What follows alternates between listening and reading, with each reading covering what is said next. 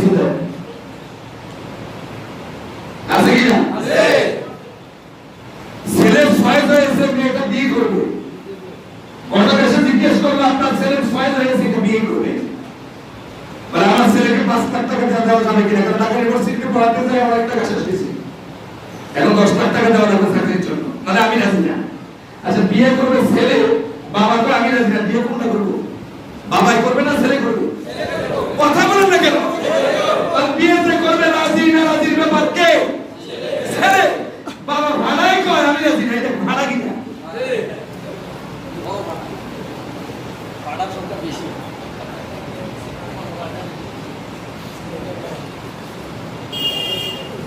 বিয়ে হওয়ার পরে যদি ভালো একটা কিছু যদি না দেয়, আমার ছেলের বন্ধু বান্ধব বিয়ে করেছে, বন্ধু বান্ধবরা জিজ্ঞেস করবে শ্বশুর বাড়ি থেকে কি আনছ, ভালো একটা যদি পালসার গাড়ি যদি না দেওয়া হয় তাহলে আমার ছেলের ইজ্জত যাবে, আমার ইজ্জত যাবে।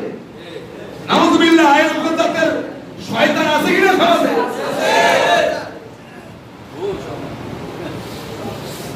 ছেলে যদি একটা হয় বাপ্তা মাছের মতো হা করে, ছেলে যদি 2টা হয় গোয়াল মাছের মতো হা করে, ছেলে যদি 3টা হয় তিমি মাছের মতো হা করে, ছেলে যদি 4টা হয় ওরে বাবার বাবা হাত তো নষ্ট করতে পারতি করতে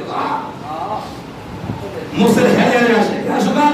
ছেলে 4টা, ছেলে কি 4 জায়গা বিয়ে করানো, 4 জায়গা থেকে আল্লাহ ওটা আসতেই থাকবে, ওটা আসতেই থাকবে।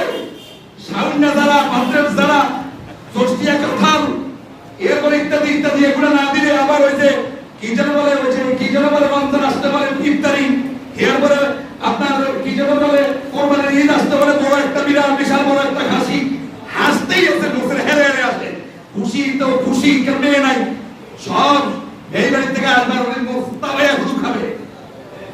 এরকম ছাত্র অসংখ্য সমাজে আছে কিনা? আছে কিনা? ভালো করে শুনেন, কুত্তার পায়খানা খাওয়া হালাল না হারাম? কথা যারা আসতে বলেন তাগলে নোয়া, কুত্তার পায়খানা খাওয়া কি?